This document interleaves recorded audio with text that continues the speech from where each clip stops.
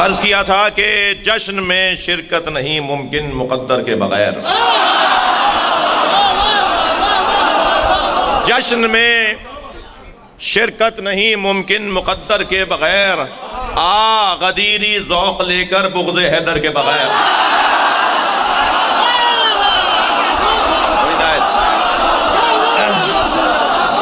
जश्न में शिरकत नहीं मुमकिन मुक़द्दर के बगैर।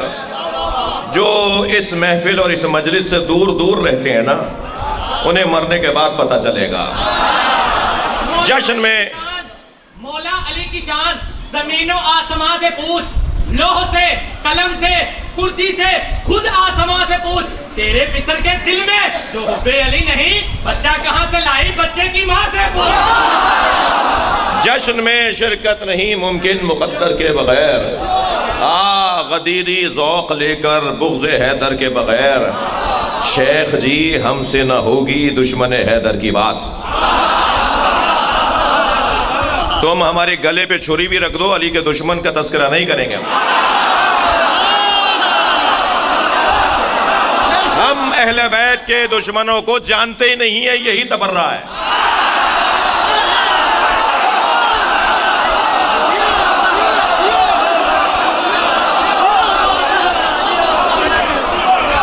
शेख जी हमसे न होगी दुश्मन हैदर की बात।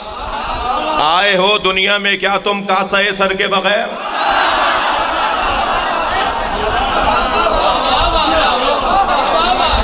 अर्ज कर रहा हूं कि दुश्मने मौला के आगे जो लिया नाम अली। थके नहीं मेरी बातों से। दुश्मने मौला के आगे जो लिया नाम अली, काट दी शहरग भी उसकी हमने खंजर के बगैर।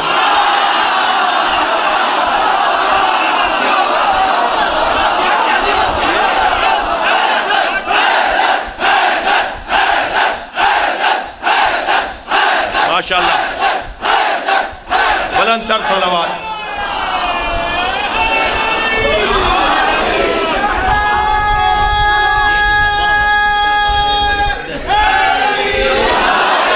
और मुतमईन हो जा अली को अपना मौला मानकर। सबसे बड़ी दौलत हमारे पास। मुतमईन हो जा अली को अपना मौला मानकर। जिंदगी पुरकैफ गुजरेगी किसी डर के बगैर। जी जी,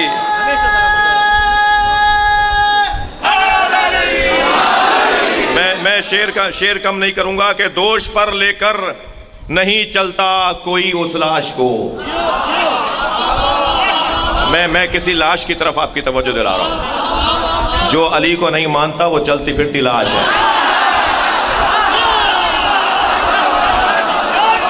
जो अहले बैत को नहीं मानता वो चलती फिरती मैयत है। मौला अली फरमाते हैं मैयतें दो तरह की होती हैं। मौला अली का जुमला, मौला अली का फ़िक्रा। मैयतें दो तरह की होती हैं, कुछ लेटी भी मैयतें होती हैं, कुछ चलती फिरती मैयत। जो अहले बैत को नहीं मानता वो चलता फिरता नजर आए मगर वो जनाजा है। थके नहीं बैठे तो जुमला कह रहा हूं। मैं जिंदा हूं इस पर मुझे शक होना चाहिए, मगर हुसैन जिंदा है इस पर यकीन होना चाहिए। लब्बैक या हुसैन,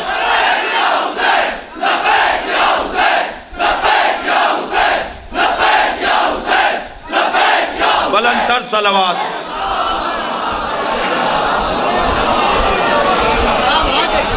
दोष पर लेकर नहीं चलता कोई उस लाश को। दोष पर लेकर नहीं चलता कोई उस लाश को। जिंदगी बेरंग देखी हुब्बे हैदर के बगैर।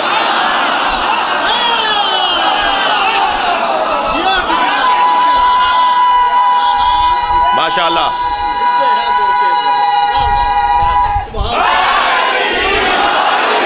और भाई देखिए, मैं तुम्हें शेर तो बाद में सुनाऊंगा, पहले मेरा नस्र सुन लो जी। तुम जिस बिल को लेकर आए हो ना, हम उसे किसी बिल में डाल देंगे।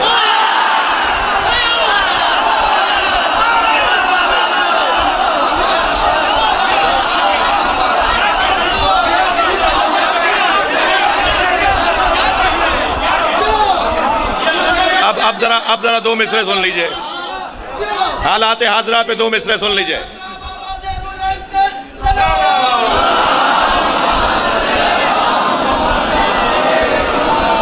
अब जरा दो मिसरे सुन लीजिए मेरे। मार का बदरो ओहद का सोच कर ताजा करो,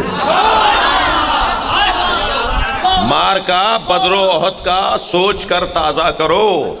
जिक्र हैदर आज भी लड़ता है लश्कर के बगैर। हैदर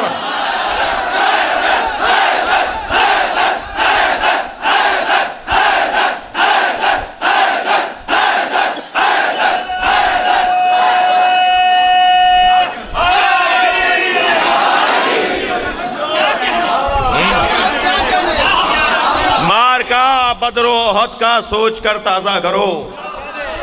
जिक्र हैदर आज भी लड़ता है लश्कर के बगैर। जब अहले बैत का तस्करा होता है तो हम इतनी देर के लिए जन्नत में आ जाते हैं। यहां मेरे बच्चों को पहलू बदलने की जगह नहीं मिल रही, वहां मेरे बुजुर्गों को जी पहलू बदलने की जगह नहीं मिल रही। मेरी बहनें भी ऐसे ही बैठी हुई हैं जी। ये बच्चे कैसे बैठे हुए हैं, जो जैसा बैठा है ऐसे ही बैठा रहेगा। बदन तकलीफ में है मगर रूह को ग़िज़ा मिल रही है। अल्हम्दुलिल्लाह। जिन्होंने अहले बैत के घर से, जिन्होंने अहले बैत के घर के घड़े का पानी नहीं पिया, उन्हें मजलिस में मजा नहीं आता। लेकिन जिन्होंने अहले बैत के घर के घड़े का पानी पिया है, जी पंजाबी में घड़ा ही कहते हैं ना, उनका ज़ौक़ ही कुछ और है, उनका जायका ही कुछ और है, उनका मशरब ही कुछ और है जी। जितनी देर तक हम नबी और आले नबी के तस्करे में होते हैं, इतनी देर तक फरिश्ते उतर रहे होते हैं। आप सबको इस वक्त फरिश्ते देख रहे हैं। दुआओं की कबूलियत का वक्त होता है जब मजलिस होती है। मरहुमीन की मग़फ़िरत का इससे अच्छा और क्या सामान होगा। कुरान पढ़कर बख्शने का सवाब है, कुरान समझ के बख्शने का सवाब नहीं होगा।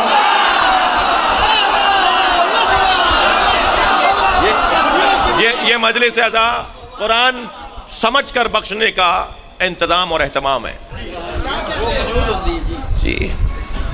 जब मौला हुसैन दुनिया में तशरीफ लेकर आए तो अल्लाह ने हुक्म दिया, 3 हुक्म जारी किए अल्लाह ने। शाबान में मजलिस पढ़ रहा हूं ना। जब मौला हुसैन दुनिया में तशरीफ लाए तो अल्लाह ने 3 हुक्मनामे जारी किए। जन्नत को हुक्म हुआ कि वो सजे। भाई थोड़ी गर्दन हिला दीजिए, बात जा रही है तो। जन्नत को हुक्म हुआ कि वो सजे। जन्नत को सजाया जाने लगा। जन्नत के अंदर खुशबुएं फैलाई जाने लगी। जो पहले ही जन्नत हो, पहले ही सजी हुई हो। जन्नत तो कहते ही सजी हुई जगह को है ना।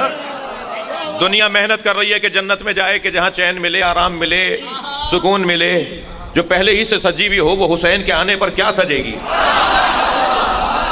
हदीस सुना रहा हूं मैं आपको। हुक्म हुआ जन्नत को अल्लाह का कि जन्नत सजे। जन्नत सजना शुरू हो गई, हुसैन की विलादत हो रही है। दूसरा हुक्म जारी हुआ हूरों को।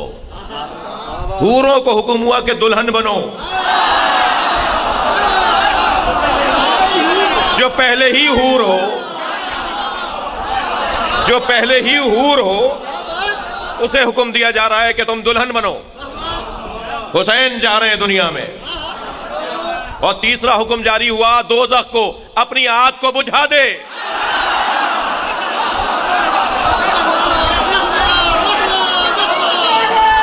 सुभान अल्लाह।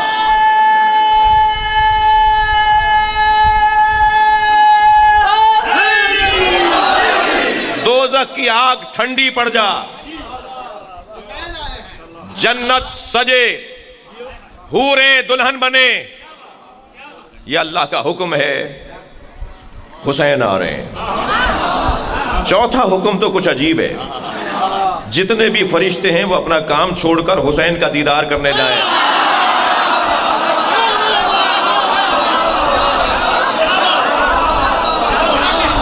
अब अनगिनत फरिश्ते आसमानों से चले हैं, अर्श से चले हैं। मुख्तलिफ आसमानों पर फायज और ताइनात फरिश्ते जमीन पर आ रहे हैं। फरिश्तों के गौल, लश्कर के लश्कर गुजर रहे हैं। कि 3 मुख्तलिफ वादियों में 3 फरिश्ते हैं कि जिनके बालों पर जल चुके हैं। एक सलसाइल, एक दरदाइल, एक फुतरुस। 3 फरिश्ते हैं जिनके बालों पर जल चुके हैं और वो कहीं बैठे हुए हैं कि मुंतजिर हैं कब रहमत परवरदिगार जोश में आए।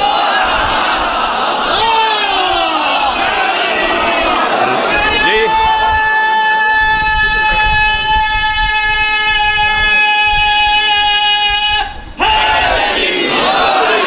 दरदाइल, सलसाइल और फुतरुस, ये 3 फरिश्ते हैं जो मुख्तलिफ ज़मीनों पर हैं, मुख्तलिफ जगहों पर हैं, फरिश्तों को गुजरते हुए देख रहे हैं। तो इन तीनों फरिश्तों ने जिनके बालों पर जल चुके हैं, मेरे बच्चों जवानों, हमारे परिंदों के बाल भी होते हैं, पूरा बॉडी उनकी बालों से भरी हुई होती है। जी जितना परिंदे होते हैं सबके बदन पे पूरा बाल होते हैं और 2 पर होते हैं उनके जिनसे वो उड़ते हैं। तो बाल और पर जले हुए हैं तो कैसा मंजर बनता है अगर किसी का बाल और पर ना हो। तो जी अच्छा, फरिश्ते मादी मखलूक तो है नहीं जिनके ये वाले बालों पर होंगे जो हमारे यहाँ के परिंदों के होते हैं। तो फिर ये कौन से बाल है, ये कौन सा पर है? ये वाला मादी बालों पर तो नहीं है, फिर ये कौन सा बालों पर है? अल्लामा मजलिसी लिखते हैं कि ये बाले इल्म था और परे अमल था। फरिश्तों का बाले इल्म जल चुका था, यानी अब इल्म नहीं बढ़ रहा था उनका आगे। इन 3 फरिश्तों की बात हो रही है, इनका इल्म नहीं बढ़ रहा था, बाले इल्म रुक गया था इनका। जितना इल्म था बस इतना ही रहेगा, तुम्हारे इल्म में इजाफा नहीं होगा। ये इल्म में इजाफा ना होना ये तंबी है, ये नाराजगी है। मैं जवानों से बात कर रहा हूं, अली वाला जवान इल्म से दूर नहीं रहता। जो मौला अली का कलमा पढ़ता हो और वो पढ़ता ना हो, अहले बैत को वो जवान अच्छा नहीं लगता।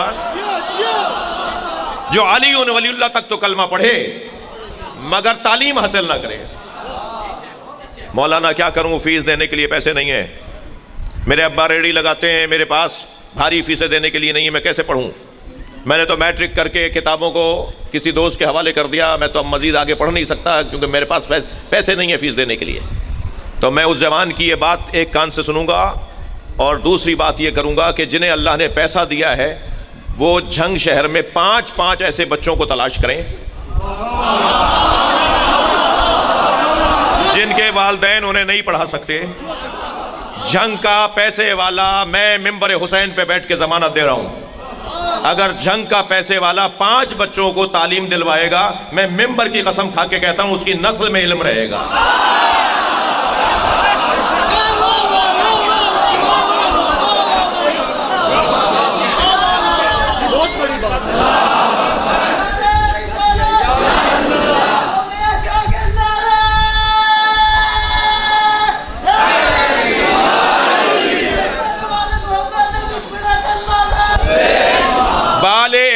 इल्म नहीं बढ़ रहा था उन फरिश्तों का और परे अमल और अमल नहीं करने की इजाजत थी, बस जो हो वैसे ही रहो। अगर किसी से अमल छीन लिया जाए तो वो फुतरुस बनता है, और अगर कोई खुद ही नमाज छोड़ दे, अगर कोई खुद ही रोजे ना रखे तो ये अल्लाह की तरफ से सल्ब तौफीक है। ये इबादतों का सल्ब हो जाना ये आजाब से कम नहीं है। ये बहुत बड़ी आजमाइश है कि हमें नमाज में मजा ही नहीं आ रहा। ये बहुत बड़ा आफत है कि हमें रोजा रखने में मजा नहीं आता। वो फितरुस है जिसका बाले इल्म जल चुका है और परे अमल जल चुका है। मगर याद रहे, बाले इल्म भी बहाल होगा तो हुसैन के दरवाजे पर, परे अमल भी बहाल होगा तो हुसैन के झूले से। अब तीनों फरिश्तों ने फरिश्तों से कहा कि हमें भी जमीन पे ले चलो, हम तो खुद उड़ नहीं सकते, हम तो खुद जा नहीं सकते, हमें सहारा दो। अब जैसे कोई किसी को चारों हाथ पैरों से पकड़ के बच्चे खेलते थे ना, तो चारों हाथ पैरों से पकड़ के खेल रहे हैं, तो वैसे फरिश्ते उठा के चले हैं तीनों फरिश्तों को, दरदाइल, सलसाइल और फुतरुस को लेके चले हैं। ज़मीन पर पहुँचे हैं। जब ज़मीन पर पहुँचे, सरकार की खिदमत में पहुँचे तो लाइन लगी हुई थी फरिश्तों की मुबारकबाद देने की। तो जैसे ही इन तीनों फरिश्तों का नंबर आया तो फुतरुस ने आवाज़ देकर कहा, या रसूल अल्लाह, आज आप खुश हैं, और जब करीम खुश होता है तो अता करता है। हमें हमें हमें शिफा अता कर दें, हमारी जिंदगियों को बहाल कर दें। नबी चाहते तो हाथों को उठाते। बादस खुदा नबी के अलावा तो कोई नहीं है ना। मौला अली भी हैं तो वो नबी के बाद हैं। खुदा के बाद नबी और नबी के बाद अली। मैंने कासिम शाह साहब की मजलिस जो पढ़ने आया अभी कुछ दिन पहले, उसमें ये शेर सुनाया था, खुदा के बाद नबी और नबी के बाद अली। इस एक बात से रोशन किताब कोई नहीं। हमारा रोशन अकीदा है कि हम मौला अली को नबी के बाद मानते हैं। सबसे पहले अल्लाह, फिर मुस्तफ़ा, फिर मुर्तज़ा। ठीक है, तो नबी से ज्यादा तो कोई नहीं है। नबी चाहते, दुआ करते कि अल्लाह इन तीनों फरिश्तों को शिफा अता कर दे, तो एक लम्हा लगता, उनके बाल भी आ जाते, पर भी आ जाते। मगर नबी अगर ऐसा करते तो नबी को हक था, मगर नबी तो कुछ और चाहते हैं। नबी तो चाहते हैं मेरी उम्मत हुसैनी हो जाए।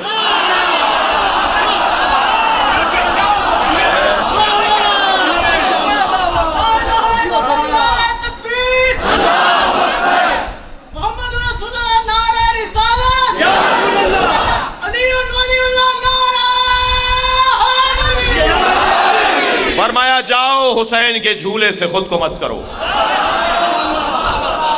मेरे बच्चों, जवानों, मेरे बुजुर्गों, झूला और था, हुसैन और है। हुसैन और झूला दो अलग बातें हैं, मगर वो लकड़ियों का होगा झूला। लकड़ियों से अगर हुसैन का बदन मस हो जाए तो उस लकड़ी में इतनी ताकत आ जाती है कि वो बाइसे शफा और सबब शिफा बन जाता है। इन फरिश्तों ने हुसैन मौला के बदन से खुद को मस नहीं किया, हुसैन के झूले से मस किया। कल हुसैन जहां लेटे हुए थे वो झूला था, आज जहां लेटे हुए वो जरी है।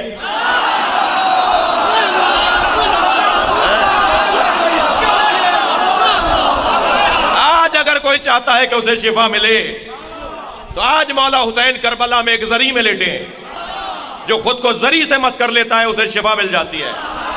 मैं झंग के इस इतने बड़े इज्तिमा में आवाज दे रहा हूं, कहां हैं फुतरू से जमान, कहां हैं गुनाहों से हटे हुए लोग, कहां हैं गलतियों का शिकार लोग। आ जाएं अज़ा खाना हुसैनी में। ये इमाम हुसैन का या इमाम बारगाह है या हुसैन का झूला है। मुमकिन है कोई कहे कि साहब फिर तो सारे शियों को बीमारी नहीं होना चाहिए था, सारे शिया शिफायाब रहते, कोई शियों को बीमारी नहीं होनी चाहिए, कोई अज़ादारों को बीमारी नहीं होनी चाहिए। जी, हमसे कोई पूछे हमारा ज़ायक़ा ज़ौक़ क्या है। हमारा ज़ायक़ा ज़ौक़ ये है कि जब हमें तकलीफ होती है ना तो हुसैन से जुड़ने का दिल करता है। हम तो ये तकलीफें बार बार चाहते हैं। हम तो ये तकलीफें बार बार चाहते हैं ताकि इमाम हुसैन से हमारा तवस्सुल बढ़े। मैं हुसैनियों की बात कर रहा हूं, नफ्सियाती बीमारों की बात नहीं कर रहा।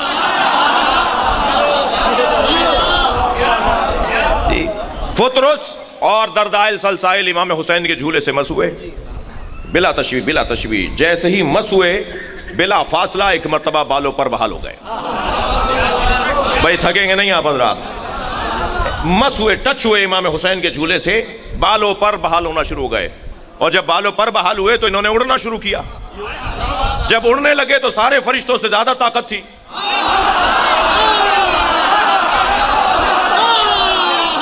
जिब्रील अमीर सरदार हैं अलैहिस्सलाम, जिब्रील अमीर सरदार हैं फरिश्तों के। तो जिब्रील ने इनको उड़ते हुए और चहचहाते हुए और खुशी का मुजाहिरा करते हुए पूछा, कैसा लग रहा है?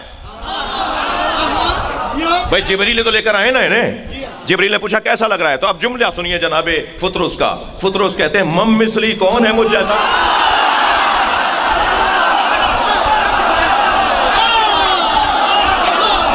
कौन है मुझ जैसा? अल्लाह अकबर। तवज्जो चाहूंगा, मैं दो रिवायतें, इस रिवायत के दो हिस्से आपके सामने बयान करके अपनी बात को मुकम्मल करूंगा। गुरूब का वक्त करीब हो रहा है, शायद मुझे 10 मिनट लग जाएंगे इस बात को पूरा करने में और मसाइब पढ़ने में। जब फुतरुस ने कहा ना मम मिसली कौन है मुझ जैसा, जी।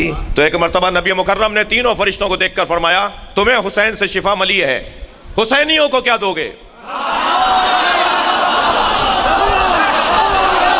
करीम घराना है, करीम घराना है। देखें, हमारा भी ख्याल था, क़यामत तक के हुसैनियों का नबी ख्याल कर रहे हैं। फरमाया हुसैनियों को क्या दोगे?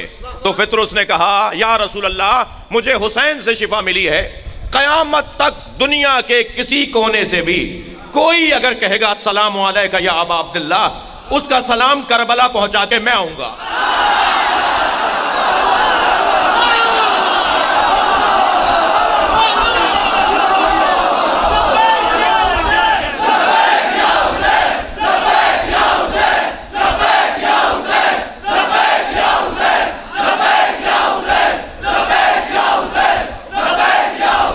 बुलंदतर सलावत पढ़े।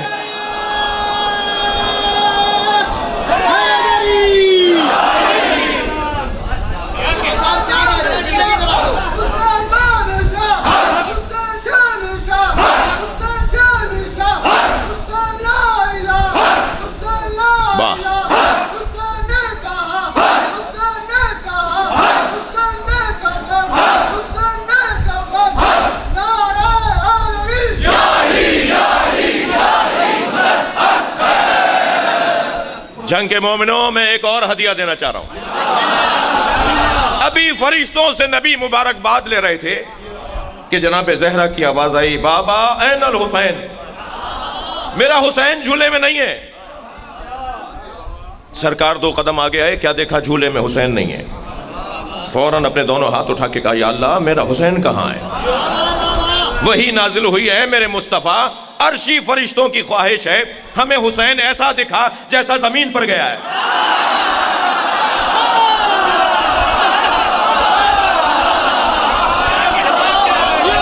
हमें जमीन वाला हुसैन दिखा दे। ऐ मेरे मुस्तफा, फातिमा को बशारत दो, कुछ ही देर में मैं हुसैन को लौटा रहा हूं। और कुछ ही देर में इमाम हुसैन फिर अपने झूले में आ गए, जिसे ऐसे नाजों से पाला, उसका जोड़ जोड़ अलहदा कर दिया।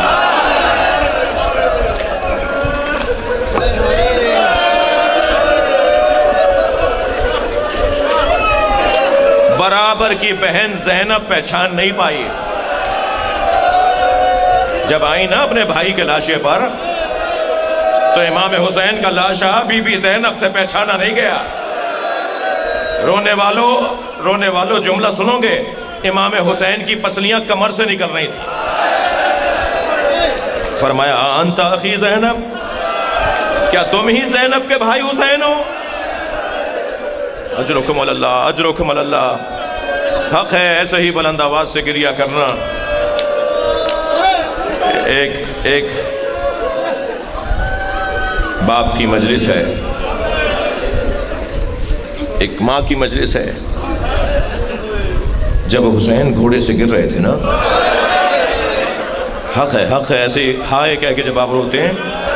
मैं एक जगह मजलिस पढ़ के निकला तो रोते हुए एक जवान अज़ादार ने मुझसे कहा, मौलाना आज आपने मसाइब बहुत कम पढ़े। तो मैंने रोते हुए कहा कि क्या ये कम मसाइब हैं कि हुसैन घोड़े से गिर गए?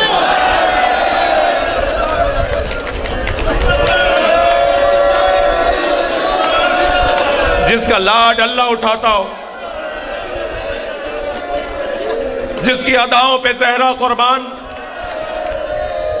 जिसकी ख्वाहिशात पे नबी कुर्बान, उसे घोड़े से गिरा दिया। जब गिरने लगे ना इमाम हुसैन घोड़े से, तो जिस तरफ गिरने लगते थे उस तरफ इशारा करके कहते थे, ला वल्लाह, ला वल्लाह, मुझे नहीं चाहिए, मुझे नहीं चाहिए। फिर दोबारा जब दूसरी तरफ गिरते थे तो इशारा करके कहते थे, ला वल्लाह, मुझे नहीं चाहिए। मुख्तार के दरबार में कुछ सिपाहियों ने यह तो बताया कि हुसैन गिरने से पहले जिस तरफ गिर रहे होते थे उस तरफ इशारा करके कहते थे, मुझे नहीं चाहिए। मगर हम में से तो कोई कुछ नहीं दे रहा था, हम तो सब चाहते थे कि हुसैन गिर जाएं, मगर हुसैन किसी से बात करते थे जो हमें नजर नहीं आता था। एक माँ की मजलिस है ना, अजरुकुम अल्लाह, अजरुकुम अल्लाह। मैंने हरम हजरत मासूमा क़ुम में आयतुल्लाह मिश्कीनी से ये जुमला सुना वो फरमाने लगे जब हुसैन गिरते थे ना तो जनाब जहरा नजर आती थी। ऐ मेरे लाल मेरी गोद में आ जा, अजरुकम अल्लाह, अजरुकम अल्लाह। और हुसैन कहते थे अम्मा ये मेरा इम्तिहान है, मुझे खुद गिरने दीजिए।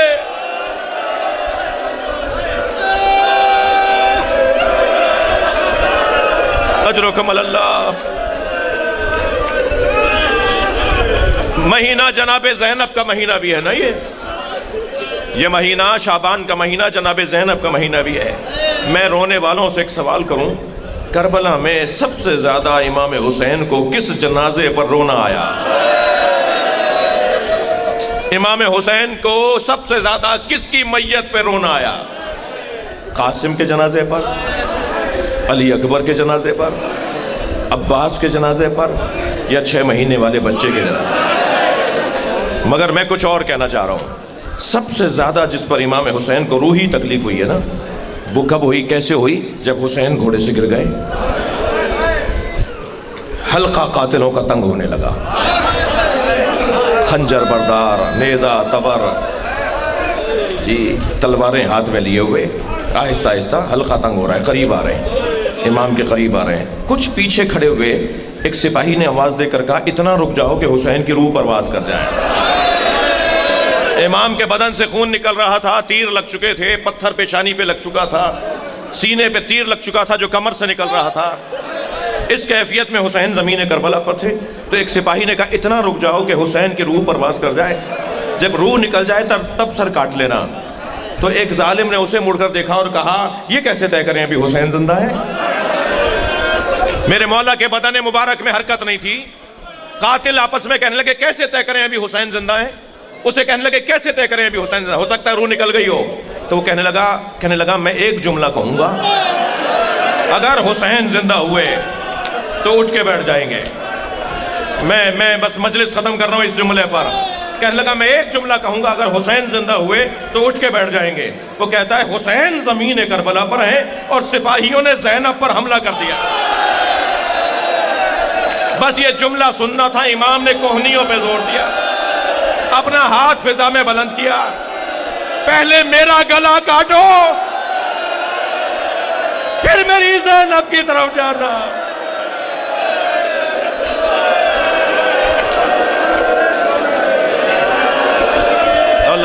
लअनतुल्लाह अलल कौमिज़ ज़ालिमीन। या अल्लाह मरहूमा की मग़फ़िरत फरमा, इमाम ज़माना के ज़ुहूर में ताजील फरमा, हम सबको हज़रत के नौकरों में शुमार फरमा, इमाम के ज़ुहूर में ताजील फरमा। सूरह फ़ातिहा, दुरूद, सलवात मरहूमा की मग़फ़िरत के लिए तिलावत फरमा।